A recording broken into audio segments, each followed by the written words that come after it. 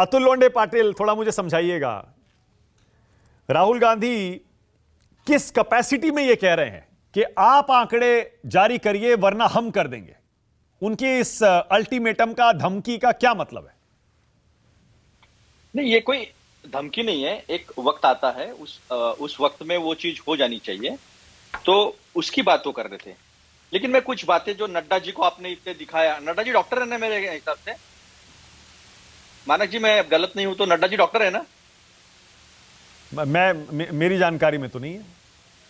अच्छा, शायद डॉक्टर हैं। मैं अभी एक बार क्रॉस चेक करके बताऊंगा। हेल्थ मिनिस्टर, हेल्थ मिनिस्टर थे, तो मुझे हाँ लगा, बिल्कुल थे। हाँ तो शायद डॉक्टर है। हाँ, तो उन्हें एडमिनिस्ट्रेशन की जानकारी नहीं है, जैसे हमारे जो लॉ मिनिस्टर है उनको भी जानकारी नहीं थी। सोशलिस्ट और सेकुलर शब्द हटा दिया तो वो बता नहीं पा रहे थे वो कि एग्जैक्टली क्या सिचुएशन थी, कब अमेंडमेंट हुआ था, और मैं आईएएस हूं बता रहे थे। तो ये बीजेपी की सच्चाई मैं अभी बताता हूं आपको। जेपी नड्डा जी बता रहे थे ना 92 का कट ऑफ, तो मैं उनको बताता हूं ये किस तरह से डिग्रेड करते हैं पोस्ट को। प्रिंसिपल लेवल की सेक्रेटरी की पोस्ट को सेक्रेटरी के लेवल के पोस्ट पे लाते हैं, सेक्रेटरी लेवल के पोस्ट को डिप्टी सेक्रेटरी लेवल पे लाते हैं, और फिर वहां पर अपने मन चाहे अधिकारी को बिठाते हैं। तो 92 का कट ऑफ किसको बता रहे? दो ना। दूसरी बात, जेपी नड्डा को ट्विटर की जरूरत है, हमको नहीं है। हमारा नेता है नेता, तो ट्विटर की जरूरत कैसे बताता हूं मैं? ये जेपी नड्डा की पार्टी थी। जब वीपी सिंह जी ने मंडल आयोग लागू किया था तो उनसे सपोर्ट पीछे ले लिया था और कमंडल लेके निकल गए थे देश को बांटने के लिए। ये जेपी नड्डा की पार्टी थी, तो जेपी नड्डा को ये भी बात मैं याद दिला दूं। दूसरी बात, सबसे अहम बात यह है कि आपने तो चीफ जस्टिस ऑफ इंडिया को भी हटाने की कोशिश की है। एक बिल रखा है आपने, इलेक्शन कमिश्नर के चयन समिति से उनको हटाकर अपने मन चाहे वहां पर भी डिग्रेडेशन कर रहे हैं आप। तो 92 का कट ऑफ उसको बताना जिसे एडमिनिस्ट्रेशन नहीं समझता है। उन्हें मत बताइए जिन्होंने 55 साल इस देश को एक सेवक बन के इस देश को आगे बढ़ाने का काम किया है। उन्हें एडमिनिस्ट्रेशन सिखाने की। मनमोहन सिंह सरकार में कितने ओबीसी सेक्रेटरी थे अतुल लोंढे पाटिल? और 2014 से 23 तक कितने ओबीसी सेक्रेटरी हैं केंद्र सरकार में? यह आंकड़ा आप बता दीजिए, इसकी तुलना हो जाए, पता लग जाएगा। ऐसा है मानक भाई, तुलना ही अगर करनी है ना तो फिर कितनी एमएसपी दी, क्या ग्रोथ रेट था, कैसे मिनिस्ट्री थी, किस तरह का प्रेस फ्रीडम इंडेक्स था, वो सारी चीजों पे हम ग्रोथ कर सकते हैं। अभी उन्होंने पूछ लिया 2004, मैं पूछ लूंगा अंग्रेजों के जमाने में कौन उनकी चप्पलें उठाता था? ये सवाल का जवाब नहीं होता है। अरे नहीं नहीं, सीधा सा सवाल है भाई। जब आप कहते हैं ओबीसी 90 में से सिर्फ 3 हैं फिलहाल केंद्र सरकार में सेक्रेटरी, तो आपको बताना पड़ेगा ना आपकी सरकार में कितने थे। मानक जी, एक बात आप ध्यान में रखिए, हमारे वक्त बात उठी थी कि ओबीसी की जनगणना होनी चाहिए, हमने कर दी। हाँ। 2016 में वो जनगणना के आंकड़े इनके पास थे। इन्होंने बार बार महाराष्ट्र में आकर बताया, महाराष्ट्र में अभी ओबीसी की इनके पास फिगर्स नहीं है, इसलिए सुप्रीम कोर्ट में उन्होंने केस डाल के रखा है। और यहां पर चुनाव नहीं हो रहे बीएमसी के, वजह तो अलग है। हार के डर से बीएमसी के चुनाव नहीं कर रहे।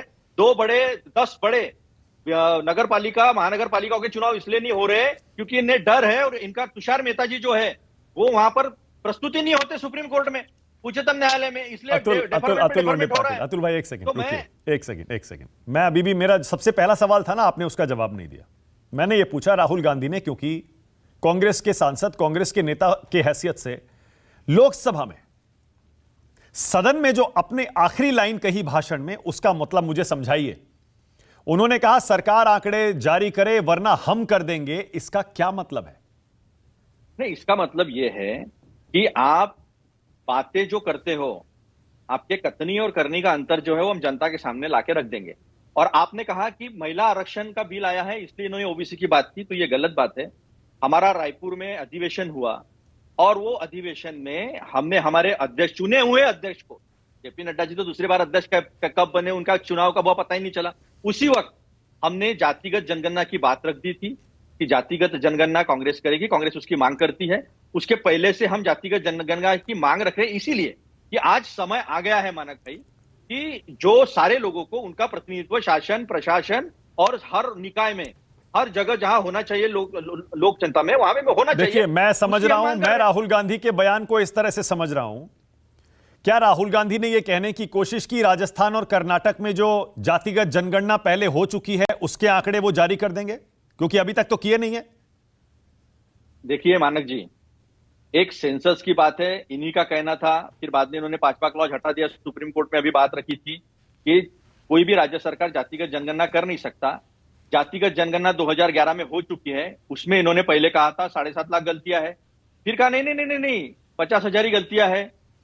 तो ये इनके स्टेटमेंट से हमारे नहीं है। अमित शाह जी ने संसद में कहा है कि हम जातिगत जनगणना नहीं करेंगे। ये अमित शाह जी ने संसद में कहा है, कहीं और बाहर नहीं कहा है। तो जवाब अगर देना है किसी को तो इन्होंने देना है। हमने बता दिया 90 में से 3 ही सेक्रेटरी जो है वो ओबीसी के है। हमने ये बता दिया कि 44 लाख करोड़ का जो हमारा बजट है उसमें 5% बजट पर ही ओबीसी का कंट्रोल है। अभी जाओ इनको ओके पूछना, अनिला इनको सिंह, देना है जवाब।